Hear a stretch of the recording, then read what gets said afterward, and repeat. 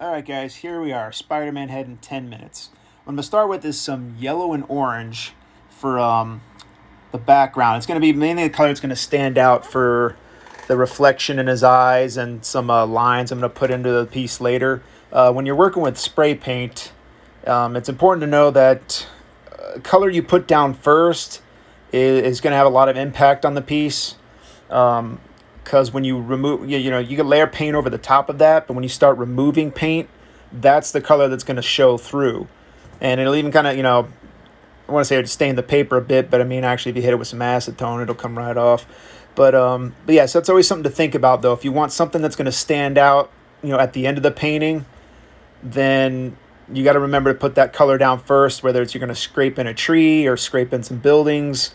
So always remember, like, the color that whatever color you want the trunk or the buildings or something to be, you got to get that color down first before you build the other layers on top of it. So what I'm doing right here is just using some black, getting the eyes in place, and then throwing some blue in there for like a nighttime sky. I don't want to use just like black for the sky, so it's light pollution or whatever. But yeah, here's where you're going to see, though, where that color, the yellow, the orange, a little bit of red is going to pop through now, and the buildings. You can see it's just a really neat way. It's a nice contrast, the warm colors of the buildings against that blue and the eyes. Yeah. And what I'm using right there is just a regular, like, a paint scraper, palette knife. But it's got little teeth all along the edge of it. You can use was it like a carpenter, like a razor knife or something, and all you do is just sit there and just kind of ding into it all across the top, and you just put in tons of little fine teeth into it.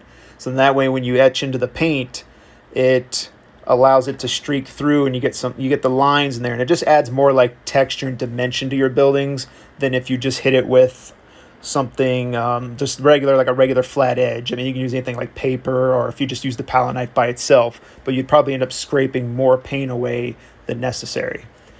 And so right here, I'm just using a little bit of a scrap to give me a straight line, as you can see, to add some water in there, which you guys like a bit of like a New York skyline reflected in his eyes, and a little bit of the water surrounding the city. See, it just adds nice details.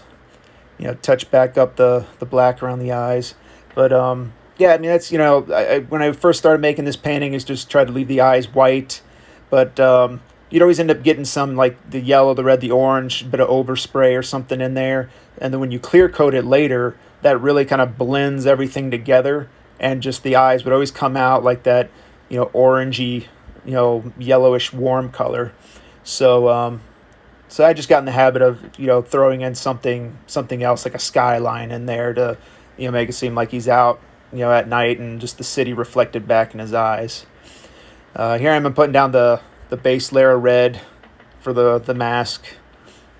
Yeah, I find using Krylon's got a nice cherry red, really, really pops.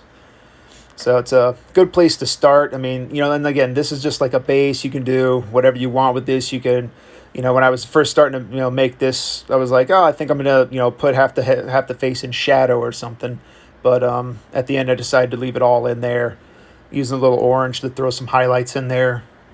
It's good to think about color theory a lot when you're working with this, because you wouldn't want to use just white to, like, try to highlight the mask.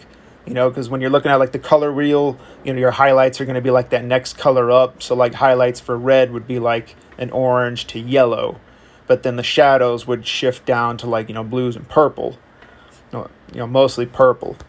But and that's just how you kind of work around the color wheel. Plus, you add the nice contrasting colors, warm and cool. You see how much more the eyes kind of pop with that the coolness of the blue in there standing out against that fiery red orange color of the mask. So it just adds a lot of, like, just that extra pop and depth and dimension to it.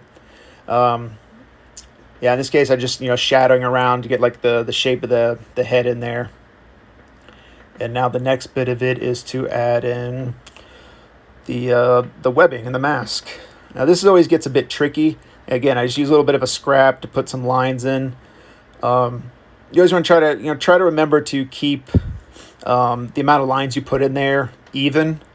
There's a lot of times when, I add an extra line on one side than on the other, and then it's just, it could sometimes look funky. I mean, you'll notice it'll probably bother you more than it will somebody else who's seen you make it. But I'm a bit of a stickler for detail, so I try to remember to keep, the amount of lines I get in there even on both sides, so it just looks symmetrical. But it doesn't necessarily destroy the painting. But yeah, and it's always careful when you're using your scrap. Watch out for paint buildup on there, because the last thing you want is to get drips of paint, onto your painting. Because if you wipe it away, you put a big white spot in there, or it blends it up, and you got to work back over it to cover up any mistakes like that. It's forgiving, but it sometimes it can be a lot of extra work to correct a mistake, and and a lot of times you can just kind of roll with it, and no one's the wiser but you. So there, I just cleared, re-darkened up, the mask, or the eye rim again, because you kind of, you'll get overspray from laying down all that red and the orange and stuff. It'll kind of bleed over it, and I wanted it a little crisper and to stand out more, so I hit it with some more black. Now it's just a bit of clear coat. What that's going to do, like I said, it's not only great to seal the painting up at the end, but it's also great to, get everything to kind of blend together nice, and then wet the painting up so you can rework it. Because it's spray paint, it dries fast. So that's both like the beauty of it, and it could be a pain in the butt when you're, like I said, if I'm going to do something like this where I'm just using a pencil here, a regular mechanical pencil. You can use a pen, pretty much anything with a fine point on it. You don't want anything like that's going to be sharp. Try to have it, it could have a point, but like have it rounded at the end, because you don't want anything that's going to kind of catch and dig into the paper. But yeah, just adding in like little, edging around the eyes and stuff to make things pop, and now to go in to the webbing on the mask. As you can imagine, it'd be pretty difficult, if not impossible, to get the rest of the little bars, like right there, into the webbing using spray paint, because it's just too small of spaces, and you'll get overspray crossing all over the place. So this is really like a technique that works really well for getting all the webbing into the mask. You just gotta have to etch it in there. Also when you're putting it in there, try to think of the contours of the face and like how the webbing would work around it, because you don't want it to look too just flat and two-dimensional. I could have added like probably a little bit of more of a curve in the forehead there, so it seemed a little more rounded. But yeah, I mean, you keep things like that in mind to get, like I said, more dimension and three dimension and reality out of it, so your piece doesn't look just like flat, two-dimensional. Oh, get a little drink. Hold on. I have to excuse me. I went hiking today, and it's really dry and windy out here in Vegas, and just it's got my throat all dried out. But it feels fantastic. The weather's finally cooled down. So all I got going on here, like I said, I got to fill in the rest of the mask with the webbing, and this works really well. You can do like black suit Spider-Man this way. You do it all in black. You can rim the eyes out with like a dark navy blue color, and then still etch it in there. I mean, it'll be more akin to the Tobey Maguire Spider-Man 3, black suit, where they still, they made it, but with like the webbing edged into the black suit instead of the comic book version where it was just all solid black symbiote. But you can really play around with this. I've even done a Miles Morales one. I probably have a picture of that up on my Instagram somewhere. Ash_Schultz_art. Check it out. But again, that's another thing. Just, with that one, when you see his mask, he's got like the red webbing on it. So what you'd want to do is put some red down first before you put the black over for the color of the mask. That way, when you come back in and scrape it out, you get a little bit of the red popping through on like the webbing highlights. But, you'd still probably lay down the red lines instead of like with this one, the black.